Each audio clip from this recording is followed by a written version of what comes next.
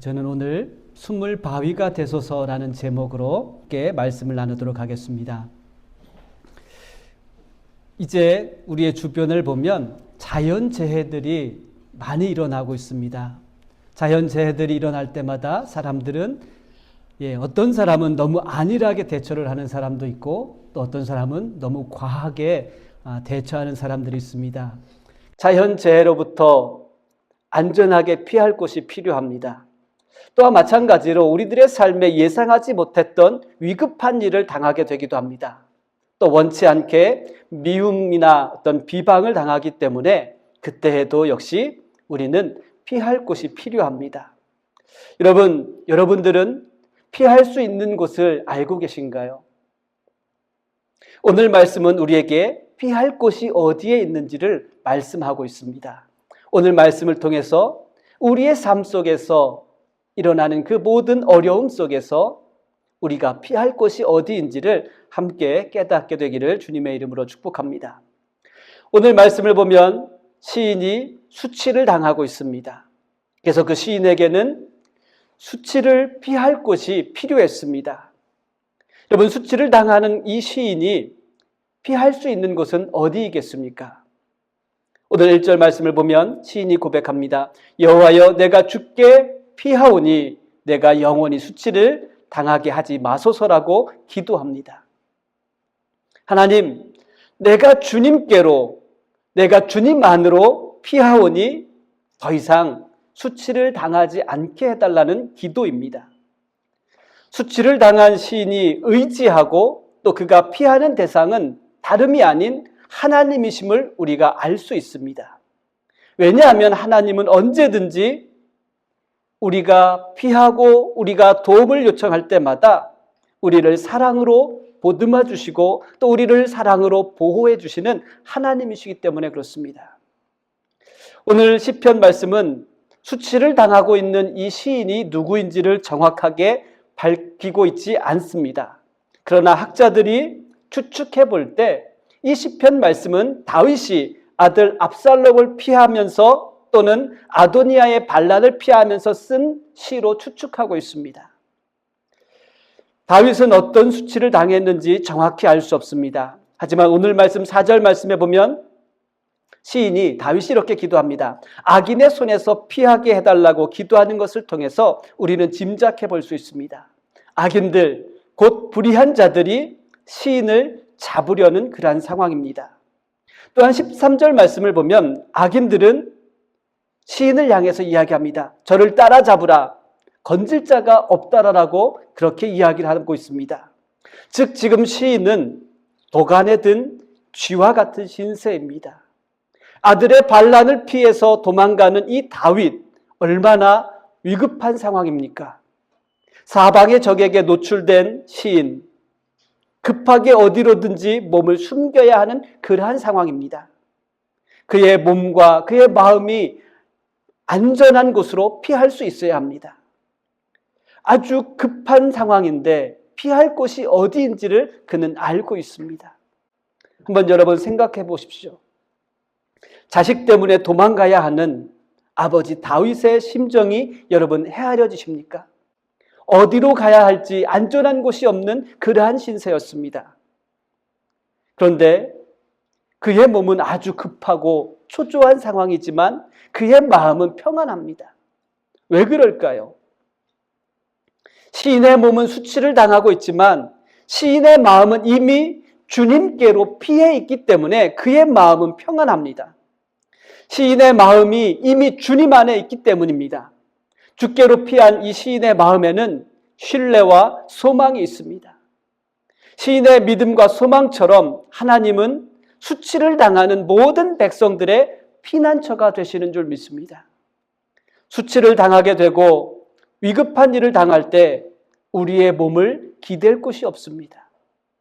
딱히 우리의 몸이 향하고 싶은 것도 없습니다. 그냥 모든 것을 포기해버리고 싶은 그러한 마음이 들 때도 있습니다. 그러나 시인처럼 수치를 당하게 되었을 때 우리에게 피할 곳이 있음을 알아야 합니다. 우리의 마음이 주님께로 향할 수 있게 되기를 주님의 이름으로 축복합니다. 우리의 신뢰와 소망이 주님께로 향해야 합니다. 몸은 기댈 수 있어서 힘을 얻는 것도 있지만 마음으로 의지할 수 있는 것이 있을 때 새 힘을 얻습니다. 마음의 소망을 가질 수 있을 때 일어날 힘이 생기는 것입니다. 수치를 당하여 죽게로 피한 시인이 소망하고 신뢰하는 것이 무엇입니까? 하나님께서 시인의 피할 바위가 되심을 그는 신뢰하였습니다. 피하여 숨을 수 있는 바위, 반석, 요새와 같은 단어들이 시편에는 자주 등장합니다. 이 바위와 반석, 요새는 모두 하나님을 이미지화한 것입니다. 하나님으로부터 오는 그 구원을 은유적으로 묘사한 것이 바위요, 반석이요, 요새시요, 피난처시라고 고백을 합니다. 시인이 하나님 앞에 고백합니다. 주는 내가 피하여 숨을 바위가 되소서. 이렇게 기도합니다. 그런데 여기에 한 가지 중요한 단어가 있습니다.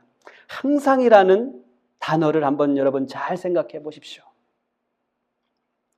주는 내가 항상 피할 수 있는 바위가 되셨습니다라는 믿음의 고백입니다. 주는 내가 항상 피할 수 있는 바위가 되셔서 나를 구원하셨습니다라는 그 믿음의 고백입니다.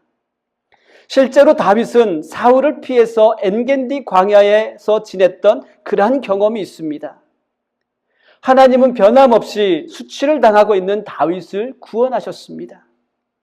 여러분, 우리는 다윗처럼 어떤 수치를 당하거나 어려운 일을 당할 때 하나님께 기도합니다.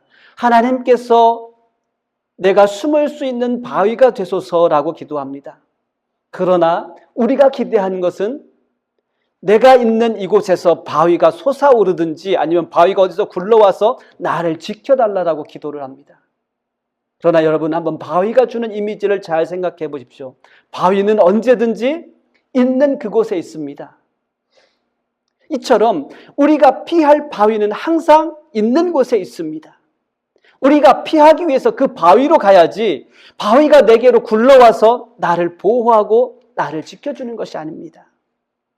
사랑하는 성도 여러분, 바위가 있는 자리로 나를 숨겨줄 수 있는, 나를 안전하게 보호할 수 있는 하나님께로 우리가 가야지 하나님 내가 여기 있으니 나에게 오십시오라고 그렇게 기도를 합니다. 사랑하는 성도 여러분, 하나님은 변함없는 바위와 같습니다. 하나님은 항상 우리 곁에 계십니다. 수치를 당할 때 우리는 변함이 없는 바위와 같은 그 하나님께로 우리가 피해야 합니다. 나의 피할 바위가 되시는 주님께로 피하겠습니다라는 믿음의 결단을 하십시오. 하나님은 항상 내가 피할 바위가 되십니다라는 그 은혜가 저와 여러분 가운데 있게 되기를 주님의 이름으로 축복합니다. 하나님은 피할 바위가 되셔서 나를 구원하셨음을 다윗처럼 여러분 기억하시며 주께로 피할 수 있는 그 은혜가 있게 되기를 바랍니다. 그러나 항상 주님께로 피하셔야 합니다. 주님만이 우리의 피할 바위시요 요새시요 반석이 되시기 때문입니다. 시인은 악한 사람들 때문에 고난을 겪게 되었다는 것이 드러났습니다. 악한 사람들의 손이 시인을 짓누르고 있습니다. 악한 사람들은 불의와 흉악함으로 이 시인을 고통스럽게 하고 있습니다. 악한 자들의 사악한 의도에서 비롯된 그 잔인한 계획에서 벗어나지 못하고 있습니다. 만약에 지금 이 기도하고 있는 시인이 다윗이라면 압살롬의 그 사악하고 잔인한 계획 때문에 성을 버리고 도망가는 그 상황이라는 것입니다.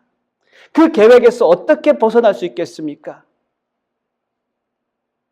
그래서 다윗은 악한 사람들의 손에서 자신이 풀려날 수 있기를 하나님께 기도합니다.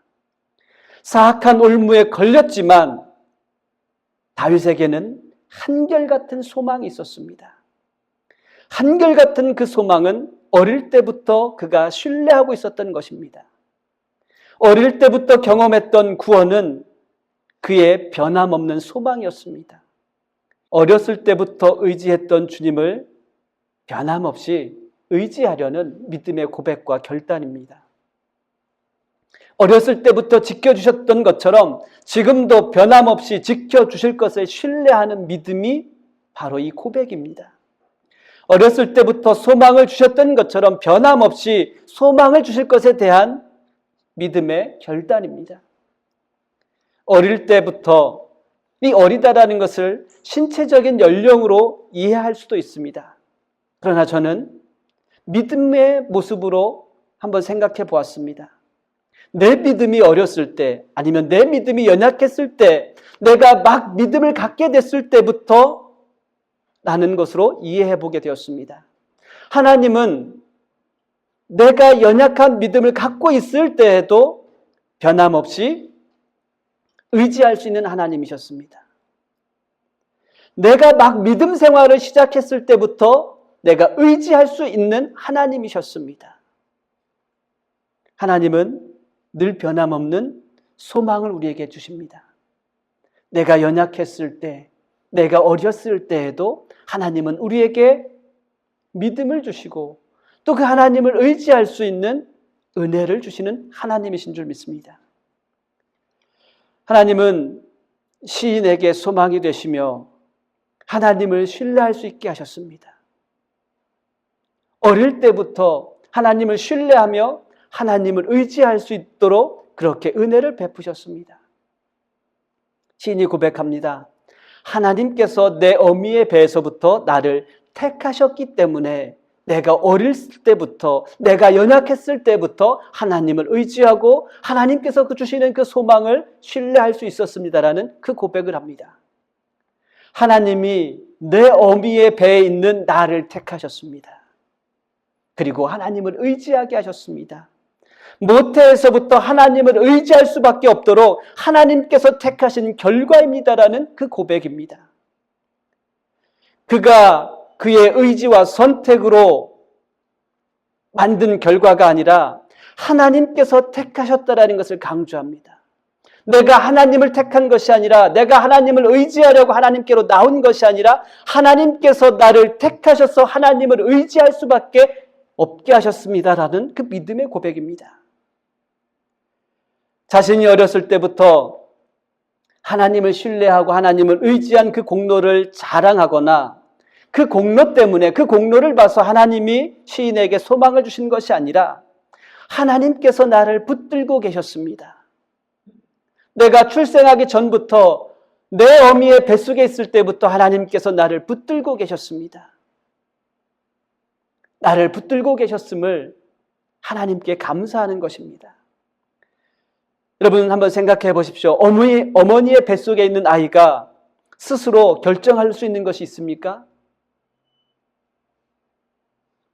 어머니의 뱃속에 있는 아이가 스스로 할 수 있는 것이 있겠습니까? 아무것도 없습니다. 스스로 할 수 있는 것 없고 스스로 결정할 수 있는 것이 없습니다. 그런 나를 하나님께서 택하시고 나의 소망이 되어주심을 감사하는 것입니다. 만약에 시인이 스스로 하나님을 의지했다면 그는 하나님을 찬양할 이유가 없습니다. 왜요? 자신의 선택과 의지로 만든 믿음이며 스스로 결정한 소망이기 때문에 그렇습니다. 시인이 항상 주를 찬양하는 이유는 하나님께서 나라는 존재가 있게 하셨기 때문에 그는 고난 가운데서도 하나님을 찬양할 이유가 있는 것입니다. 나라는 존재가 있을 수 있도록 하나님이 나를 택하셨습니다. 사랑하는 성도 여러분, 하나님께서 여러분을 택하셨습니다. 이 사실을 신뢰하십시오.